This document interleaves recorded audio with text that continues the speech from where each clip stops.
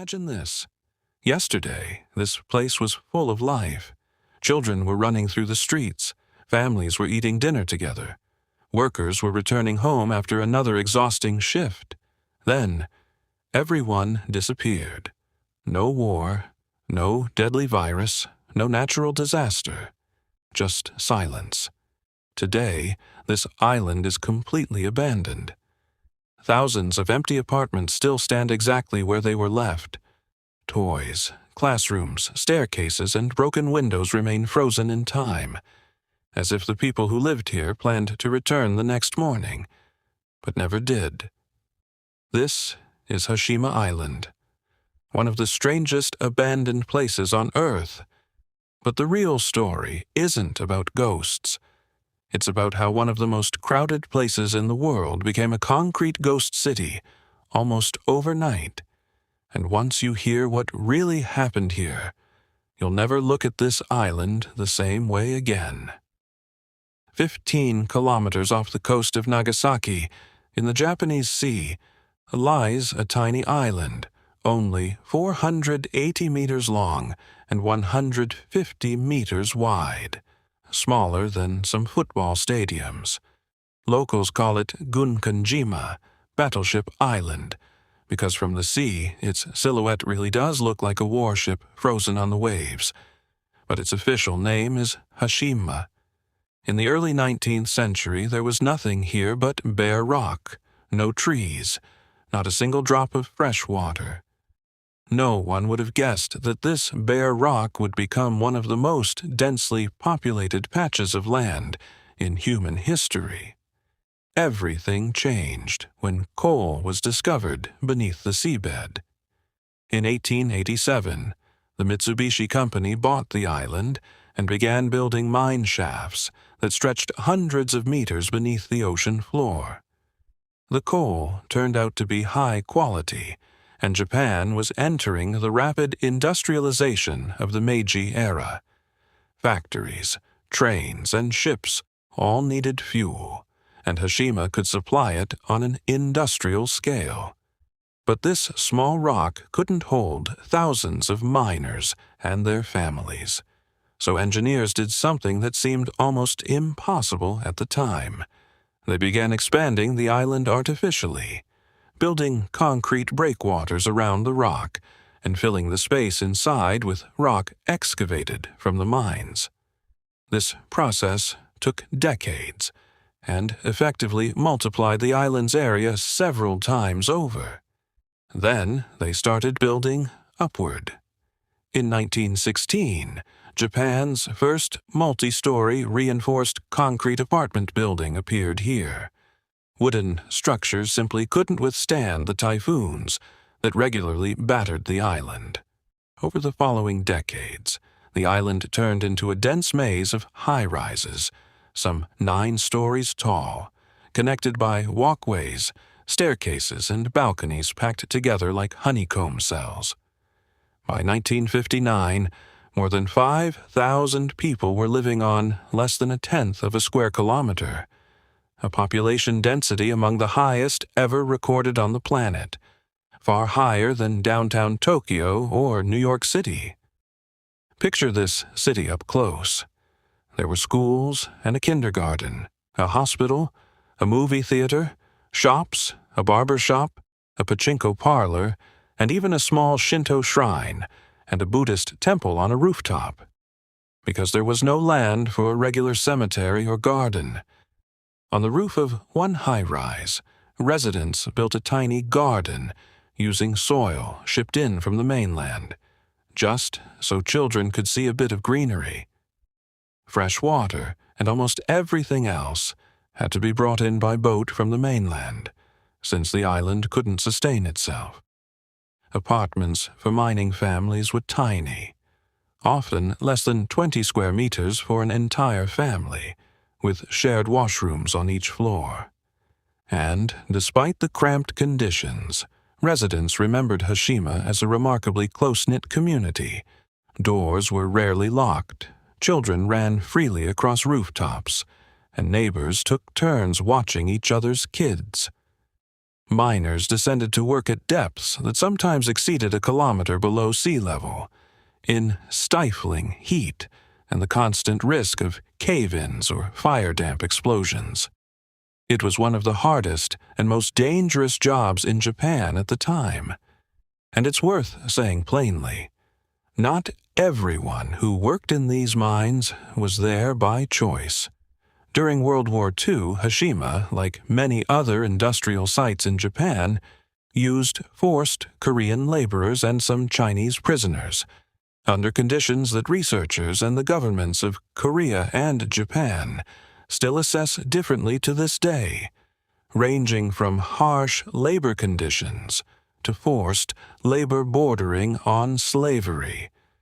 This chapter of the island's history remains a point of diplomatic dispute between Japan and South Korea even now, and it's precisely because of this history that Hashima's inscription on the UNESCO World Heritage List in 2015 was accompanied by international controversy.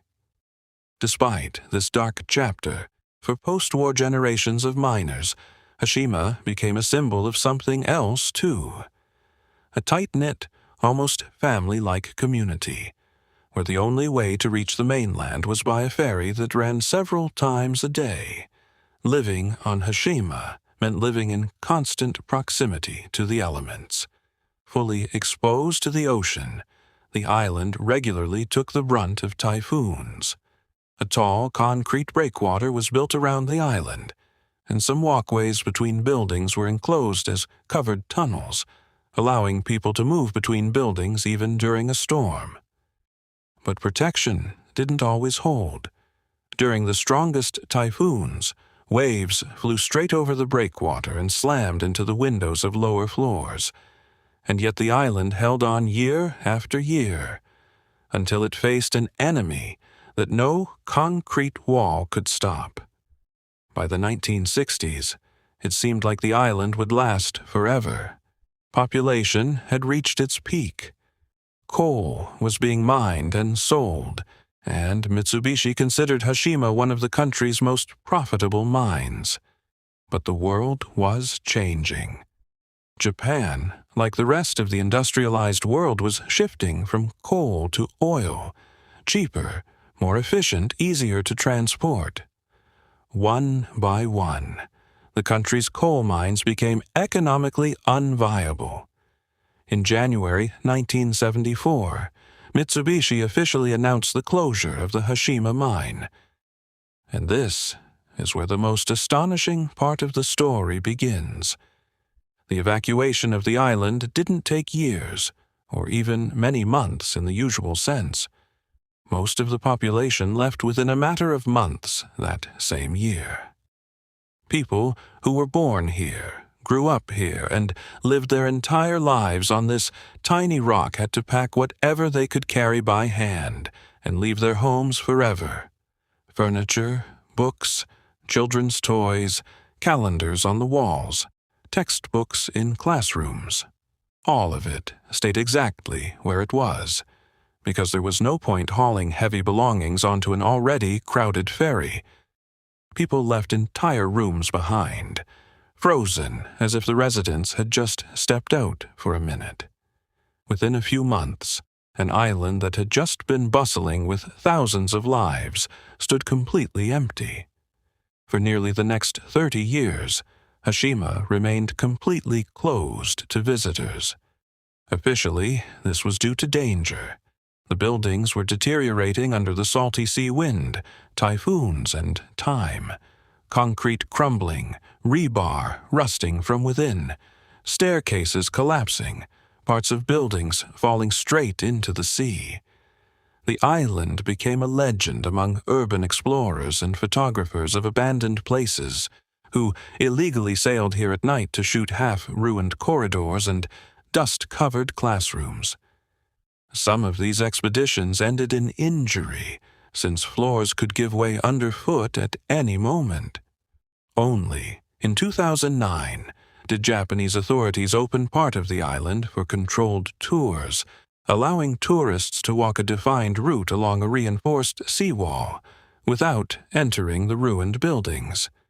Even today, tourists only see a small portion of the island. Most buildings remain completely off-limits. Today, Hashima is known around the world. Its bleak, industrial silhouette inspired scenes in a James Bond film, though filmed on sets modeled after the island.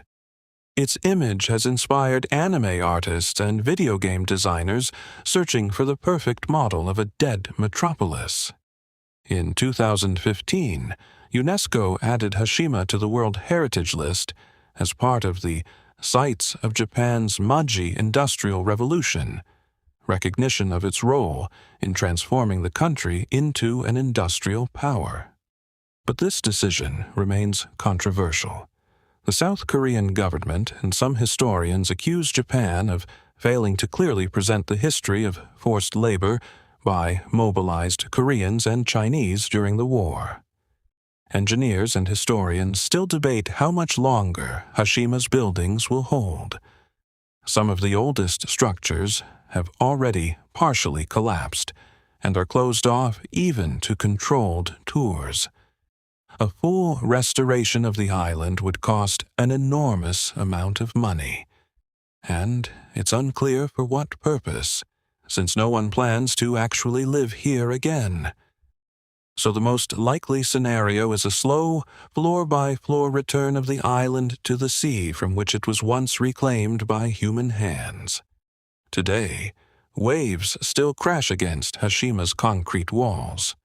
Wind still wanders through empty corridors where children's voices once echoed, and the buildings that once held the record for the densest population on the planet are slowly, floor by floor, returning to the sea that once surrounded them. An island humans built almost out of nothing and abandoned almost instantly. If this story moved you, hit like and subscribe, because next on this channel we'll tell you about another place where time also seems to have simply stopped, but for an entirely different reason.